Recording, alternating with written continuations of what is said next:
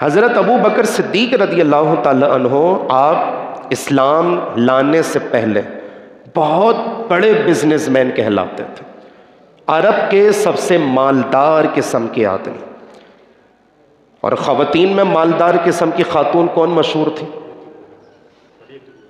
بالکل درست جواب ہے، حضرت خدیجہ الکبریٰ رضی اللہ تعالی عنہ عرب کی سب سے مالدار قسم کی خاتون.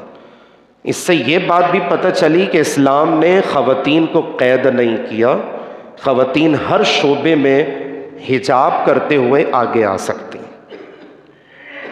اصل ایشو پردے کا، اصل ایشو تعلیم کا، تربیت کا اور آگے بڑھنے کا ہرگز نہیں ہے. تو اب حضرت ابو بکر صدیق آپ ملک شام تشریف لے کر گئے. واپسی میں جب آئے نا تو اس زمانے میں رات کو سفر کرنا آسان نہیں ہوتا تھا. لائٹنگ سسٹم نہیں، روڈ نہیں، گوگل میپ نہیں، کچھ بھی نہیں. اگر آپ جنگل میں گئے اور راستہ بھٹک گئے تو بہت سارے لوگ تو جنگل میں ہی مر جاتے تھے. کیوں؟ کیونکہ جنگلات کا ایک طویل سلسلہ ہوتا تھا اور راستہ تھوڑی بنا ہوا ہوتا تھا، بس پھنس گئے تو پھنس گئے. حضرت ابو بکر صدیق آپ ملک شام سے سفر کرتے ہوئے واپس تشریف لے کر آ رہے. سوچا کہ یار رات کو کہیں قیام وغیرہ کر لیا جائے. تو آپ نے دیکھا کہ دور سے ایک جھوپڑی نظر آ رہی. جھوپڑی کے قریب گئے، دروازہ کھٹکھٹایا. اندر سے ایک شخص آیا. کہا کہ کیا کام ہے؟ کہا کہ مسافر ہوں، ملک شام سے تجارت کر کر آ رہا ہوں، بس ایک چھوٹی سی ریکویسٹ یہ ہے کہ میں رات آج آپ کے گھر پر گزارنا چاہتا ہوں. وہ کہنے لگا کہ یہ گھر میرا نہیں ہے، یہ تو ایک عیسائی راہب ہے جو پچھلی آسمانی کتابوں کے عالم ہیں، تو میں تو ان کا خادم ہوں، تو میں ان کے سارے کام کاج وغیرہ کرتا ہوں، تو میں ان سے پوچھ کر آتا ہوں. دروازہ شخص نے بند کیا ایز اے سیکورٹی ریزن اور اندر چلا گیا. اندر جانے کے بعد جو عیسائی راہب تھا وہ پچھلی آسمانی کتابوں کا عالم تھا. انجیل شریف اس کے سامنے کھلی ہوئی تھی اور اس وقت وہ انجیل شریف کی تلاوت میں مصروف تھا. نظریں اس کی انجیل شریف کی کتاب پر تھی. تو سرونٹ نے آ کر کہا کہ حضرت صاحب باہر کوئی مسافر آیا ہے، کہہ رہا ہے کہ میں ملک شام سے ٹریول کرتا ہوا آ رہا ہوں، تجارت کر کر آ رہا ہوں اور میں یہاں پر رات گزارنا چاہتا ہوں.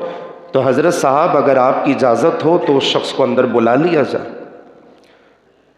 اچھا، یہ پہلے زمانے میں ہوتا تھا کہ مہمان لوگ آ کے رات گزارتے تھے اور چلے جاتے تھے. مطلب اتنی جانکاری نہیں کی جاتی، جانچ پڑتال نہیں ہوتی، پوچھ گچھ نہیں ہوتی.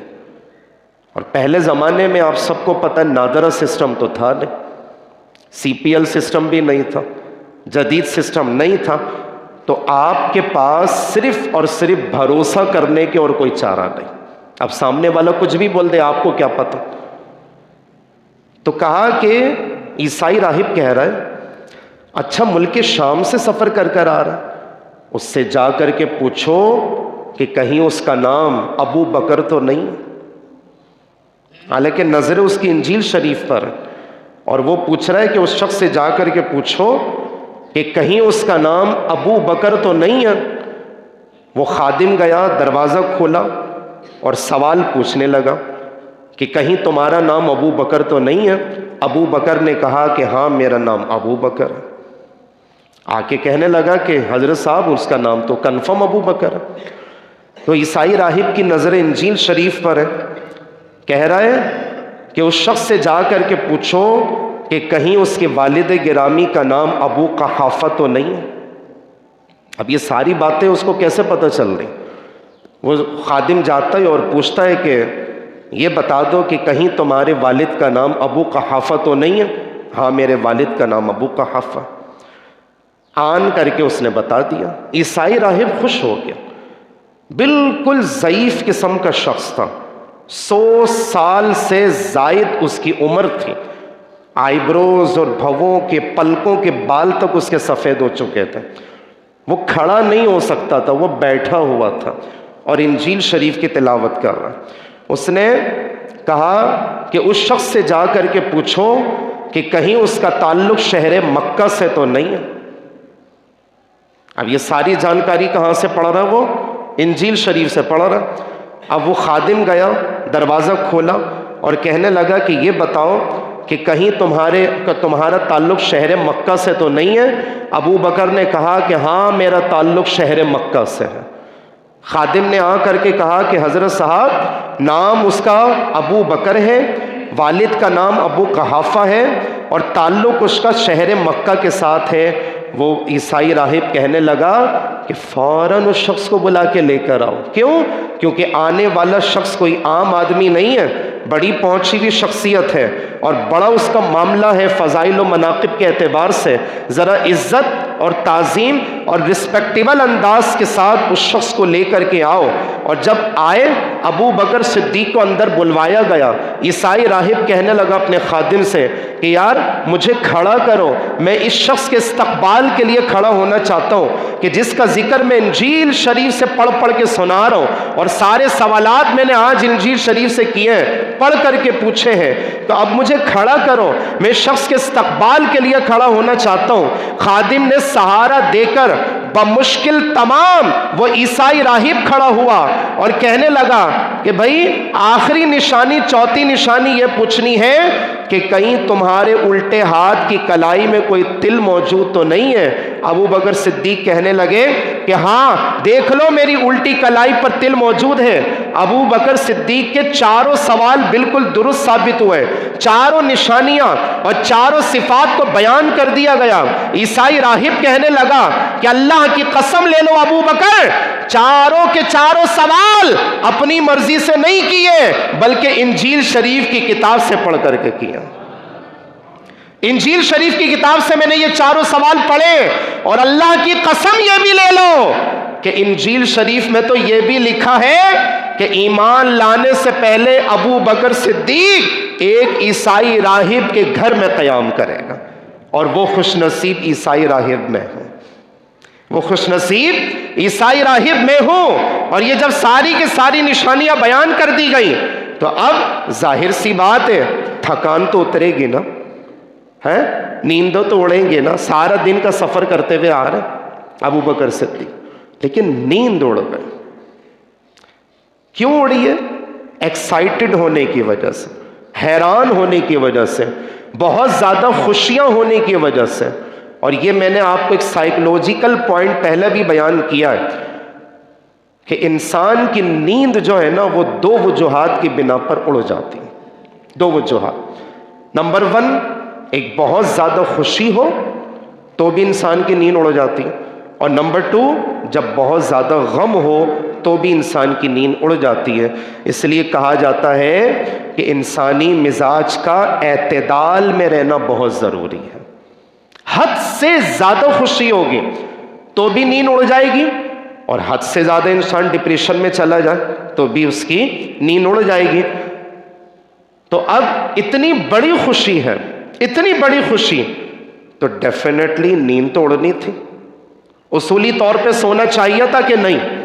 سارا دن کا تھکے ہوئے، اور کوئی فلائٹ سے سفر کر کے تھوڑی آ رہے، کوئی ریل گاڑی میں سفر کر کے تھوڑی آ رہے، کوئی لگژری بس کے اندر سفر کر کے تھوڑی آ رہے، کوئی اے سی ماحول کے اندر بیٹھ کر کے سفر کر کے تھوڑی آ رہے۔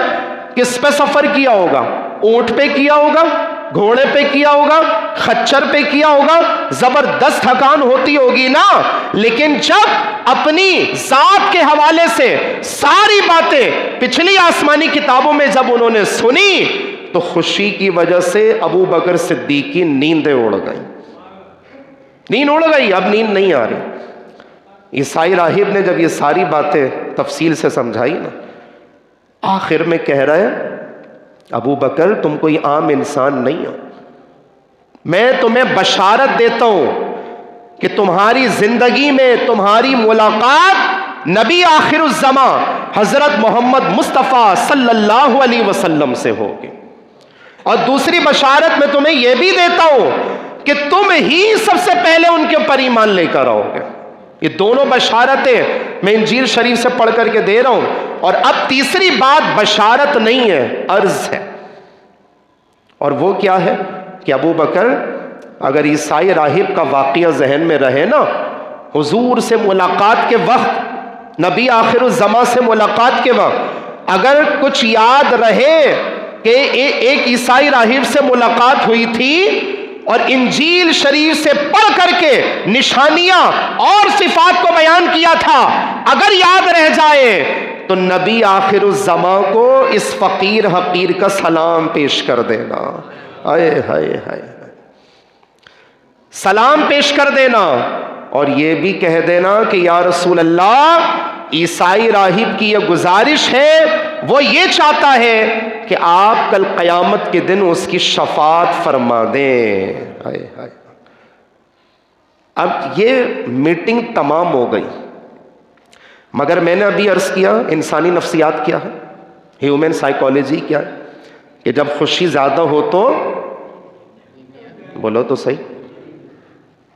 شادیاں کی ہیں نا، شادیاں کی ہیں، بھول گئے شادی سے 4 دن پہلے کیا ہوتا؟ نیند اڑ جاتی. اب یہ بات کنواروں کو تھوڑی پتا، اس کے لیے تو انتظار کرنا پڑے گا.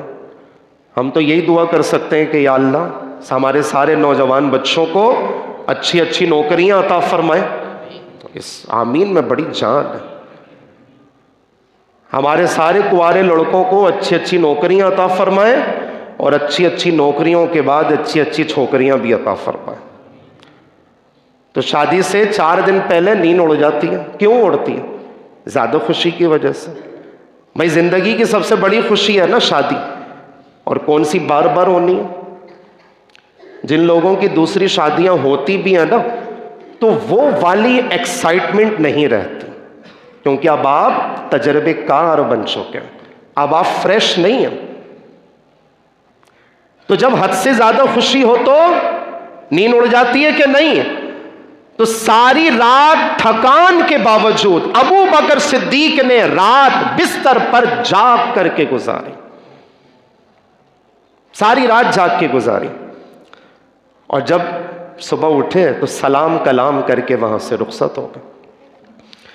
رخصت ہونے کے بعد آپ ٹریول کرتے ہوئے شہر مکہ کی حدود میں جیسے ہی داخل ہوئے نا تو ابو جہل نے آپ کو پکڑ لیا. ابو جہل ظاہر سی بات ہے یہ بھی کفار مکہ کا سردار، اور ابو بکر صدیق کا مقام اور مرتبہ تو اسلام لانے سے پہلے بھی عرفہ والا تھا، پہلے ہی عرفہ والا. تو کہا کہ ابو بکر کہ آپ کو پتہ ہے کہ آپ کے جانے کے بعد شہر مکہ میں ہوا کیا؟ بھئی کیا ہوا؟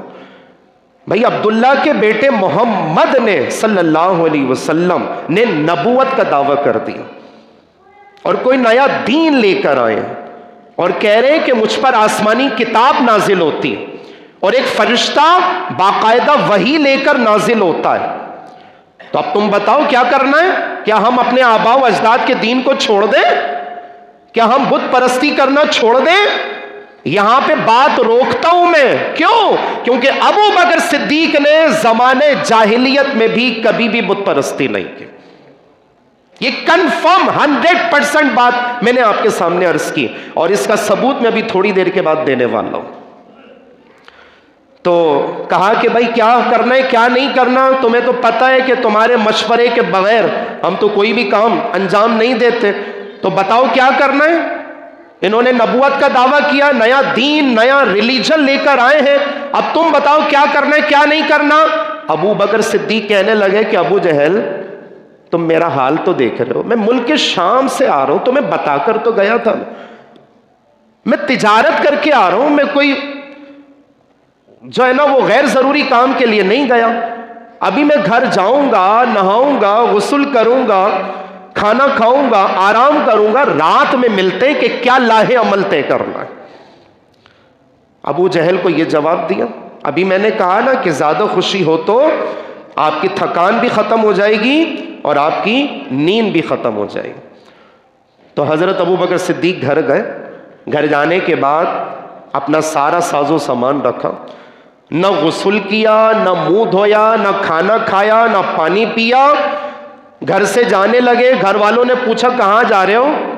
کہا کہ ذرا ضروری کام سے جا رہا ہوں، تھوڑی دیر میں آ رہا ہوں. گھر سے نکلے اور تلاش کرنے کے لیے نکل پڑے کہ اس وقت رسول اللہ کہاں پر موجود ہیں. آئے ہائے. حضور کے گھر گئے, گھر والوں نے بتایا کہ وہ تو غار حرا میں ہیں, عبادت کر رہے ہیں. غار حرا میں آپ تشریف لے کر گئے تو دیکھا کہ نبی آخر الزمان عبادت میں مصروف ہیں.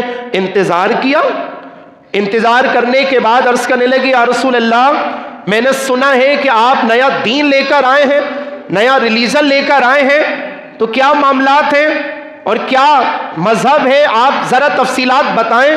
حضور نے ساری تفصیلات سے آگاہ کیا.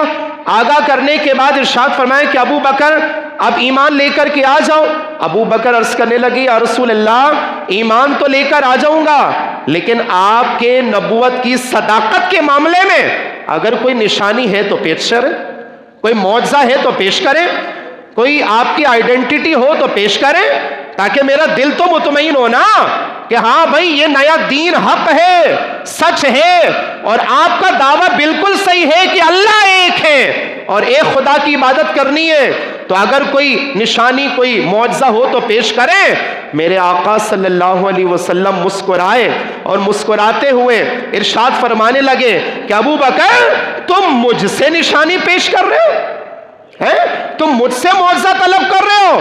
ارے کیا وہ عیسائی راہب کی بیان کردہ نشانیاں اور سارے کے سارے سوالات اور اس پر ہونے والے جوابات کیا میرے نبوت کی صداقت کے لیے کافی نہیں ہے کیا؟